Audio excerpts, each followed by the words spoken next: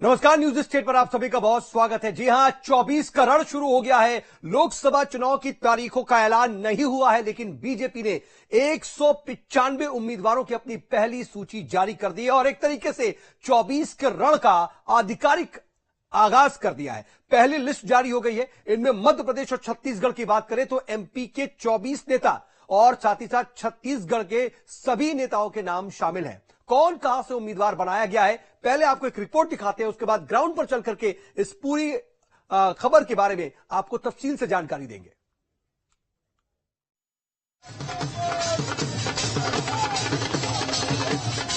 लोकसभा चुनाव के लिए बीजेपी की पहली लिस्ट जारी हो गई है। बीजेपी ने पहली लिस्ट में 195 उम्मीदवारों के नामों का ऐलान किया है। इनमें मध्य प्रदेश के 24 उम्मीदवारों के नामों का ऐलान हो गया है, तो छत्तीसगढ़ की सभी 11 सीटों पर उम्मीदवार तय हो गए हैं। इनमें कुछ नए उम्मीदवार हैं, तो कई सीटों पर पुराने नेताओं को ही टिकट दिया गया है। मध्य प्रदेश की 24 सीटों पर कौन कहां से उम्मीदवार बनाया गया है, ये जाने तो।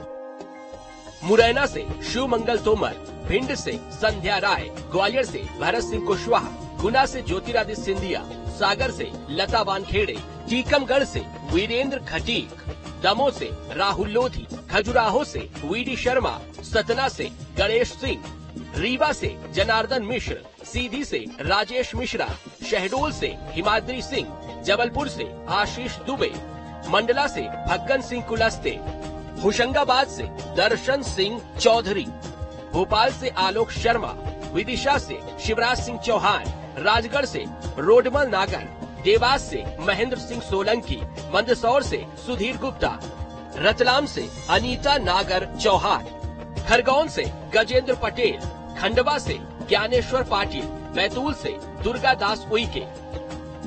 तो छत्तीसगढ़ की सभी 11 सीटों पर उम्मीदवारों के नाम भी तय कर दिए गए हैं। इनमें रायपुर से बृजमोहन अग्रवाल, राजनांदगांव से संतोष पांडे, दुर्ग से विजय बघेल, सरगुजा से चिंतामणि महाराज, कोरबा से सरोज पांडे, बिलासपुर से तोखन साहू, महासमुंद से रूप कुमारी चौधरी, रायगढ़ से राधे श्याम राठिया, बस्तर से महेश कश्यप, कांकेर से भोजराज नाग, जांजगीर से कमलेश जाखड़े।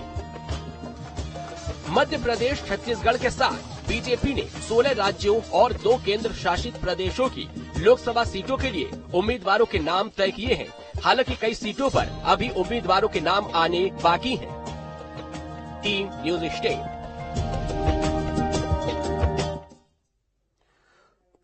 और देखिए, सूची जारी कर दी गई है, लेकिन इसमें सबसे अहम बात यह है कि पूर्व मुख्यमंत्री शिवराज सिंह चौहान भी लंबे समय के बाद सांसदी के लिए ताल ठोकेंगे। ऐसे में लिस्ट में नाम आने पर उन्होंने पार्टी का धन्यवाद जताया और लिस्ट को लेकर के उन्होंने क्या कुछ कहा, वो भी सुनिए।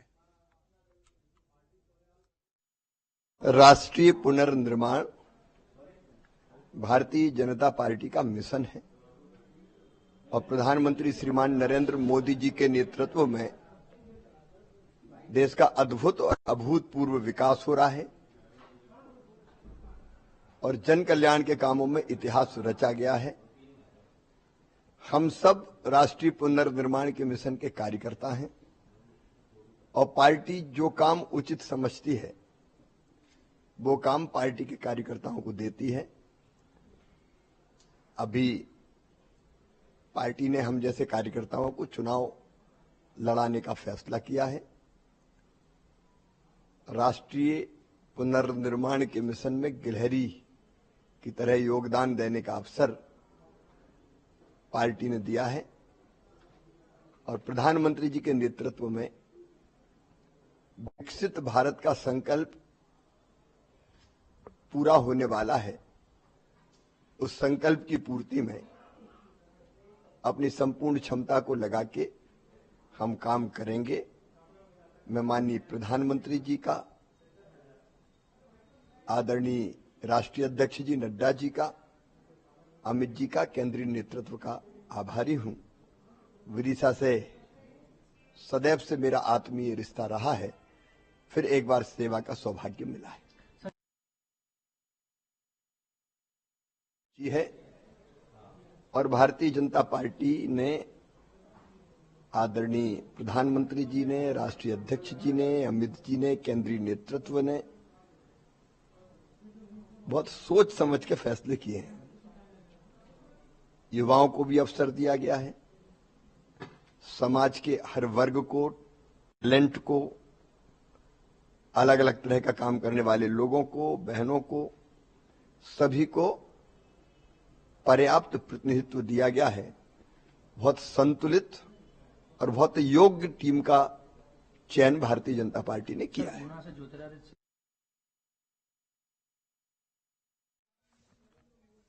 और देखिए, पूर्व मुख्यमंत्री शिवराज सिंह चौहान ने आभार व्यक्त किया पार्टी का और अब वो विदिशा से ताल ठोकेंगे। मेरे साथ मेरे दो सहयोगी इस वक्त भोपाल से जुड़ रहे हैं। मेरे साथ अतुल शर्मा मौजूद हैं और साथ ही साथ मेरे साथ विनोद शर्मा भी मौजूद है। रायपुर से मेरे साथ अंकुश शर्मा मौजूद हैं। लेकिन अतुल, मैं आपके पास आ रहा हूं। देखिए, टिकट तो सामने आ चुके हैं, लेकिन ज्यादा पूछना या फिर इसके बारे में चर्चा बहुत हो रही है कि आखिर कुछ जगहों पर टिकट जो काटे हैं उसके पीछे क्या वजह हो सकती है। खासतौर पर साध्वी प्रज्ञा के बारे में बार बार जिक्र हो रहा है, क्योंकि देखिए, अभी आप जिक्र कर रहे थे, आप जानकारी दे रहे थे बहुत सी चीजों की। 2019 की बात हमें याद है कि 2019 में कैसे जो उनके बयान को लेकर के एक पूरा हंगामा हो गया था। इलेक्शन से पहले थोड़ी सी अनकंफर्टेबल भी हो गई थी बीजेपी, और खुद प्रधानमंत्री ने कहा था कि मेरा दिल दुखा है, लेकिन उसके बावजूद उन्हें टिकट मिला था। और वो बहुत भावनात्मक पल भी था जब 2019 का इलेक्शन का रिजल्ट आया और प्रज्ञा ठाकुर सामने आई और उन्होंने कहा कि मैं जीती हूं। उनके लिए वो कहीं ना कहीं भावुक भी हो गई थी, लेकिन उस वक्त उनका टिकट नहीं कटा। जो कयास लगाए जा रहे थे, इस बार तो तकरीबन कंफर्म था, लेकिन उनका टिकट नहीं मिला।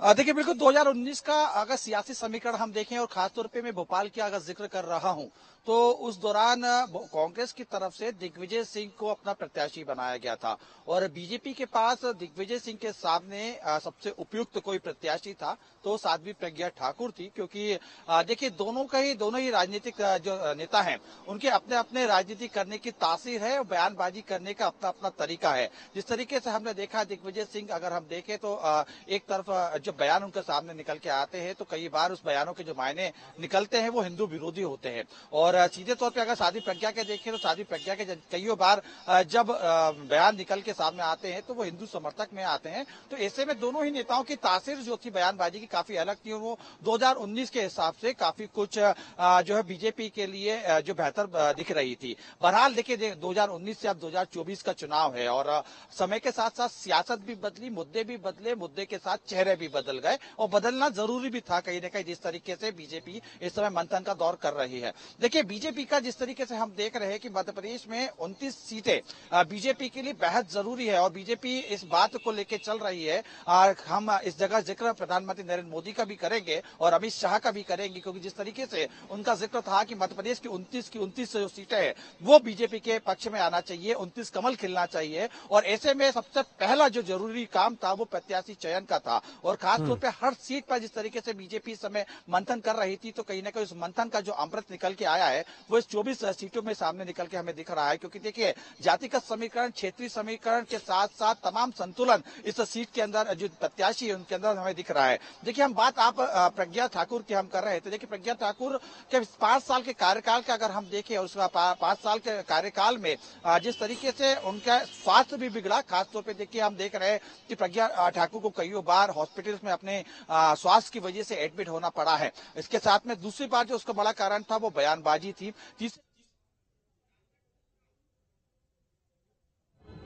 हर क्षेत्र में सरकार काम किए हैं, ऐसा कोई सेक्टर नहीं होगा जिसमें माननीय नरेंद्र मोदी जी की सरकार काम नहीं किए होंगे। इसलिए देश को भरोसा है, देश की अपेक्षा को, देश की आकांक्षाओं को यदि कोई पूरा कर सकते हैं तो माननीय नरेंद्र मोदी जी की सरकार। और जिस प्रकार मोदी जी ने कहा है कि ये जो मेरा मोदी जी का जो तीसरा टर्म होगा वह देश के लिए आने वाले 1000 साल के लिए नींव रखने के बराबर होगा। तो देश को पूरा भरोसा है और ऐसे भरोसा नहीं है, काम के आधार पर यदि कोई सरकार पूर्ण बहुमत के सरकार साथ लौट सकती है तो नरेंद्र मोदी जी की सरकार, और पहले से भी ज्यादा वोट से इस बार यदि कोई पार्टी जीतने वाली है तो भारतीय जनता पार्टी। सर, खेती किसानी, किसान एक बड़ा मुद्दा है हमारे स्टेट का और आप किसान नेता भी रहे हैं और काफी किसानों से रिलेटेड जो भी मुद्दे रहते हैं वो उठाते हैं, तो कैसे देखते हैं इस डिसीजन को? देखिए, किसानों के लिए सरकार बहुत काम कर रही है। आपने देखा होगा कि प्रत्याशी हैं, उनकी तरफ से वो सीधे तौर पर प्रधानमंत्री नरेंद्र मोदी और उनके नेतृत्व पर भरोसा जता रहे हैं। और देखिए लगातार अब हम बात कर रहे हैं कि किनको टिकट मिला है, किनका टिकट नहीं दिया गया, क्या वजह इसके पीछे हो सकती है। और अंकुश मेरे साथ, मेरे सहयोगी रायपुर से भी जुड़े हुए हैं। अंकुश, मैं आपका रुख करना चाहता हूं। और छत्तीसगढ़ की जब बात करते हैं तो छत्तीसगढ़ को हम देखें, 11 सीटें हैं, 11 में से 9 सीटें बीजेपी के पास थी, 2 सीटें नहीं थी। लेकिन 9 सीटों में अगर हम देखें तो इनमें से 2 सांसद अब विधायक बन चुके हैं। तो ऐसे में इस बार बीजेपी की ओर से 7 चेहरे मैदान में उतारे गए हैं। अब इसके बारे में सवाल यह पूछा जा रहा है कि आखिर इसका कितना फायदा मिल सकता है या क्या इसका कोई नुकसान भी हो सकता है समाज को, क्योंकि 11 सीटों में देखा जाए तो बड़ा फेरबदल हो गया, 9 में से 7 चेंज।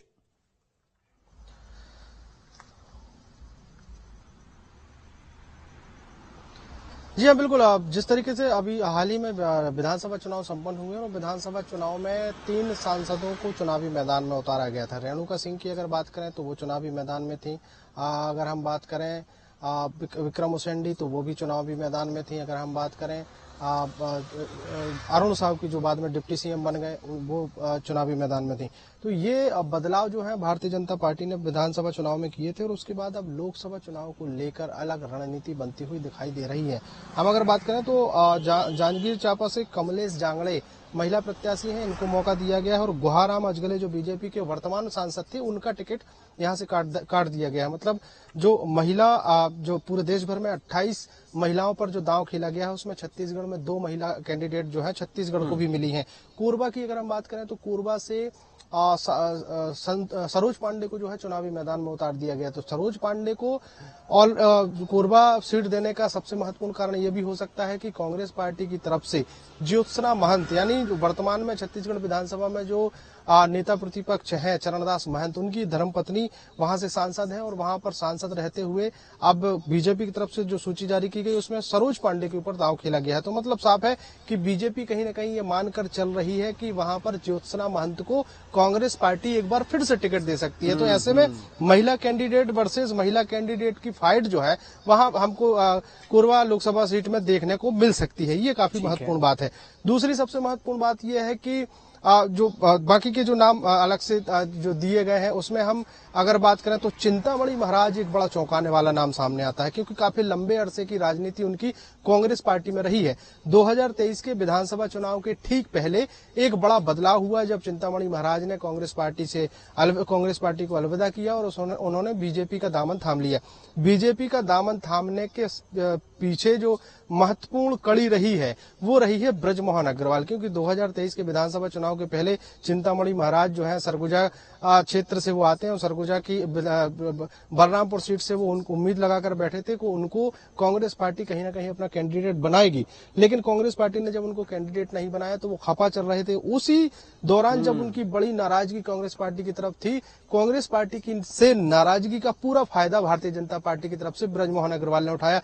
ब्रजमोहन अग्रवाल हेलीकॉप्टर से उस जगह पर पहुंचे, वहां पर उन्होंने मुलाकात की और मुलाकात करने के बाद वो हेलीकॉप्टर के माध्यम से राजधानी रायपुर उनको वापस ले आया और उसके बाद उनको बीजेपी ज्वाइन कराया। और शायद उस समय जो केंद्रीय नेतृत्व है उनसे बातचीत की होगी, रायशुमारी की गई होगी कि अगर लोकसभा चुनाव में उनको मौका दिया जाता है तो वो बीजेपी में ज्वाइन करने के लिए तैयार है। तो उधर ये इबारत लिख दी गई थी कि सरगुजा संभाग या सरगुजा की लोकसभा सीट से चिंतामणि महाराज को वहां का कैंडिडेट बनाया जाएगा। चिंतामणि महाराज काफी लंबे समय से राजनीति कर रहे हैं, काफी अनुभवी नेता हैं और सरगुजा संभाग को बहुत अच्छे से अभी तो वो बीजेपी में शामिल हुए हैं और अभी उन्हें एक बड़ी जिम्मेदारी दे दी गई, सरगुजा से उनको उतार दिया गया। इसके भी कयास क्या लगाए जा रहे थे, क्योंकि बहुत आसान नहीं था उनको टिकट मिल जाना।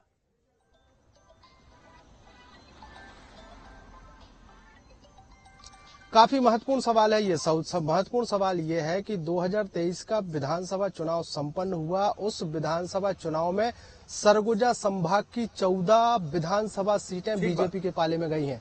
ये सबसे महत्वपूर्ण जवाब हो सकता है, क्योंकि सरगुजा संभाग से डिप्टी सीएम रहे, कांग्रेस पार्टी के डिप्टी सीएम रहे टीएस सिंहदेव के दबदबे वाला क्षेत्र कहा जाता है। लेकिन 2023 के विधानसभा चुनाव के ठीक पहले चिंतामणि महाराज की टिकट काट दी जाती है और जब चिंतामणि महाराज की टिकट काट दी जाती है तो उनकी नाराजगी का सीधा असर विधानसभा चुनाव की 14 विधानसभा सीटों पर देखने को मिला है, क्योंकि जब रिजल्ट आया तो पूरा सरगुजा संभाग यानी पूरा संभाग जो है बीजेपी के पाले में आता हुआ दिखाई दिया। बीजेपी के पाले में आने का सबसे महत्वपूर्ण कारण ये था कि चुनाव के ठीक पहले चिंतामणि महाराज ने कांग्रेस छोड़कर बीजेपी ज्वाइन की थी, तो ये कहीं ना कहीं एक बड़ा महत्वपूर्ण फैक्टर को कहीं ना कहीं तवज्जो दी गई है। चिंतामणि महाराज, मैं यही समझना चाह रहा था, इस फैक्टर को तवज्जो दी गई है। ठीक है, मैं अंकुश आता हूं, जरा मध्य प्रदेश का भी जिक्र कर लेते हैं। और अगर हम साध्वी प्रज्ञा का तो हमने जिक्र कर लिया, लेकिन विदिशा की अगर बात कर लें, अतुल मैं आपसे ही, क्योंकि विनोद इसके बाद मैं आपके पास आता हूं।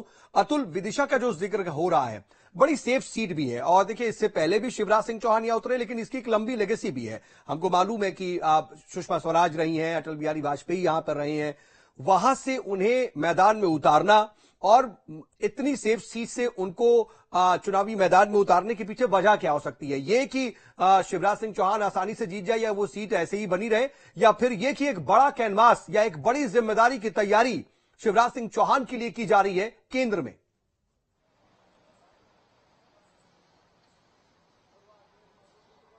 देखिए, बिल्कुल ये सवाल उठ रहे हैं, और ये लाजमी भी है सवाल उठना, क्योंकि देखिए जिस तरीके से पूर्व मुख्यमंत्री शिवराज सिंह चौहान को विदिशा से टिकट दिया गया है और चुनावी मैदान में उतारा गया है, देखिए इसके कई मायने हैं, और सियासी मायने तो कहीं ना कहीं इसमें निकाले भी जाने चाहिए।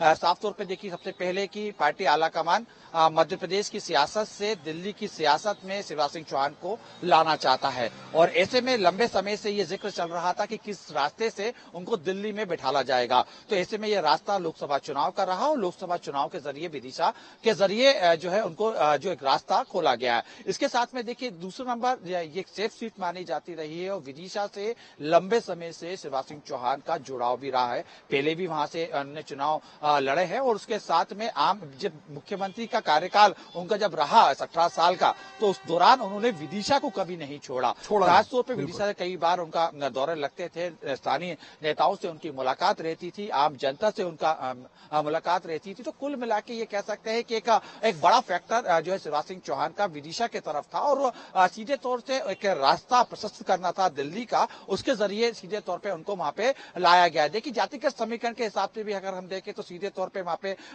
जो अलग अलग जातियां हैं वहां पे बैठ रही हैं, तो उसमें सबसे ज्यादा अगर हम देखें तो ओबीसी वर्ग का ही वहां पे ज्यादा वर्चस्व रहता है। तो ऐसे में एक सीधा बड़ा वोट बैंक जो है मध्य प्रदेश में, खासतौर पर विदिशा के साथ साथ ये संदेश देने के लिए कि मध्य प्रदेश के अंदर ओबीसी जो वोट है वो कहीं ना कहीं बीजेपी से जुड़ा हुआ है। ठीक तो एक बड़ा ये सारी वजह हो सकती है, और एक बड़ी बात यही कि शिवराज सिंह चौहान का आगे जो है वो जिम्मेदारी क्या होगी, आगे कद क्या होगा, केंद्र में वो क्या जगह दी जाएगी और किस तरीके से उनका इस्तेमाल किया जाएगा, उपयोग किया जाएगा, ये बड़ा अहम सवाल हो जाता है। लेकिन विनोद, जरा हम आपसे आते हैं समझने के लिए कि ग्वालियर और गुना ये बड़ा जिक्र हो रहा है। अगर हम ग्वालियर चंबल की ही पूरी बात कर लें तो वहां की पूरी जरा सिचुएशन समझाइए, लेकिन गुना और ग्वालियर का बड़ा जिक्र हो रहा है।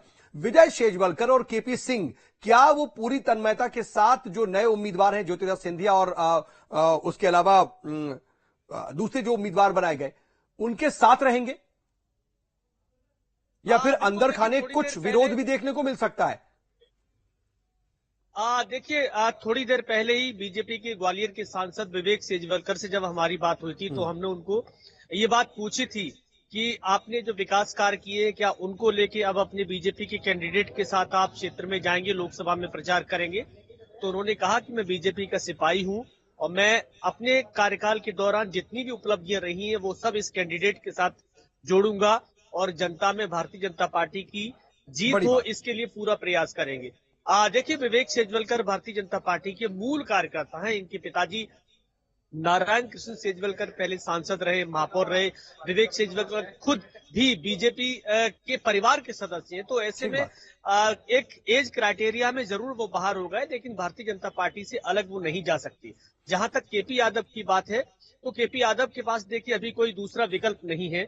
विधानसभा में उनको चुनाव लड़ाया नहीं, लोकसभा में लेकिन क्या ज्योतिरादित्य सिंधिया का कद और उनका जो रसूख है वो इतना हावी हो गया, इतना बड़ा हो गया कि केपी सिंह की जगह केपी सिंह एक तरह से नगण्य हो गए वहां? बिल्कुल, देखिए ज्योतिरादित्य सिंधिया एक बड़े कद के नेता हैं, और ज्योतिरादित्य सिंधिया भारतीय जनता पार्टी में आए तो पूरे अपने दल बल के साथ आए थे। उन्होंने जो बीजेपी पर एहसान किया उसको पार्टी कभी भुला नहीं सकती, क्योंकि ज्योतिरादित्य सिंधिया की वजह से ही बीजेपी सत्ता में वापस लौटी। कहीं ना कहीं देखिए उनके पीछे जो पुराना बैकग्राउंड रहा, उनकी जो उपलब्धियां रही, गुना की लगातार 4 बार सांसद बनने की।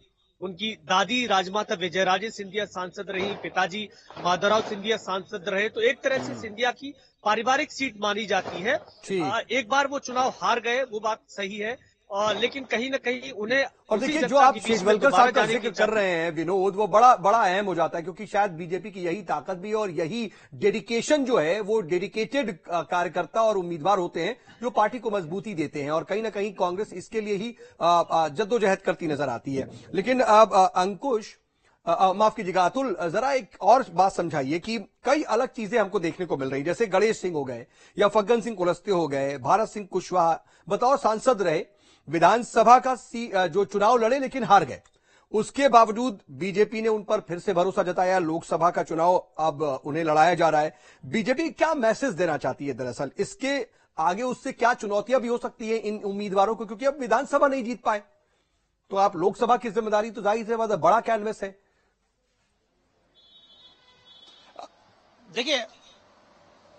देखिए बिल्कुल गणेश सिंह की हम बात करें तो कहीं ना कहीं सीधे तौर पे बीजेपी के एक बड़े नेता माने जाते हैं और पार्टी एकदम से उनको दरकिनार नहीं कर सकती।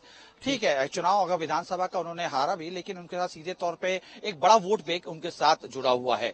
फग्गन सिंह कुलस्ते की बात करें तो देखिए आदिवासी वोट बैंक बड़ा चेहरा माना जाता है और जातिगत समीकरण सीधे तौर पे बीजेपी साधने की कोशिश कर रही है। लेकिन देखिए इसके अंदर अगर हम देखें, देखिए कई ऐसे चुकाने वाली चीजें भी हम इसको हम देख के चल रहे हैं कि छिंदवाड़ा सीट को जिस तरीके से होल्ड किया गया वो कहीं ना कहीं बीजेपी एक बड़ी जो है रणनीति के तहत होल्ड करके रखा हुआ है। क्योंकि देखिए हमने जिस तरीके से पिछले दिनों देखा था कि मध्य प्रदेश के अंदर किस तरीके से कमलनाथ एपिसोड हुआ, कमलनाथ एपिसोड के बाद ये कयास लगाए जाने लगे थे कि नकुलनाथ बीजेपी से चुनाव लड़ सकते हैं, लेकिन बीच में इस एपिसोड को खत्म करने के लिए सोनिया गांधी का इंटरफियर हुआ। उसके बाद ये सीधे तौर पर थोड़ा सा एपिसोड में अभी विराम जरूर लगा है, लेकिन कहीं ना कहीं मैसेज क्या दे रही है बीजेपी? एंड वॉच की स्थिति में बनी हुई है। क्योंकि देखिए बीजेपी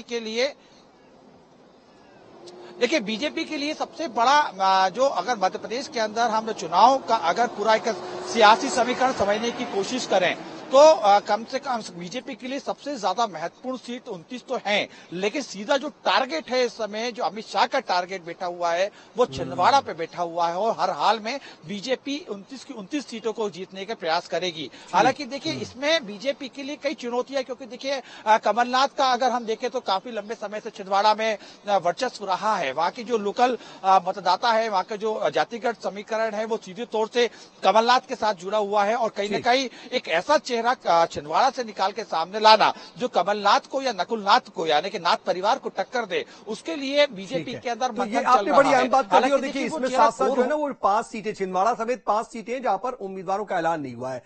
कहीं पेच फंसा है क्या, कहीं कोई बात है क्या, इस पर क्यों रोका गया, होल्ड क्यों गया, ये भी अपने आप में कुछ सवाल है। जरा इस पर भी हम तफसील से समझने की कोशिश करेंगे। लेकिन फिलहाल तमाम जानकारी जो आपने दी, अतुल आपने, अंकुश आपने और वीरोन आपने, बहुत बहुत शुक्रिया तमाम जानकारी के लिए। कुल मिलाकर के तस्वीर बहुत हद तक साफ हो गई है। मध्य प्रदेश और छत्तीसगढ़ की कम से कम 11 की 11 सीटें, छत्तीसगढ़ की 5 सीटें छोड़कर के मध्य प्रदेश की सभी सीटें साफ हो गई कि कौन उम्मीदवार हो रहा है।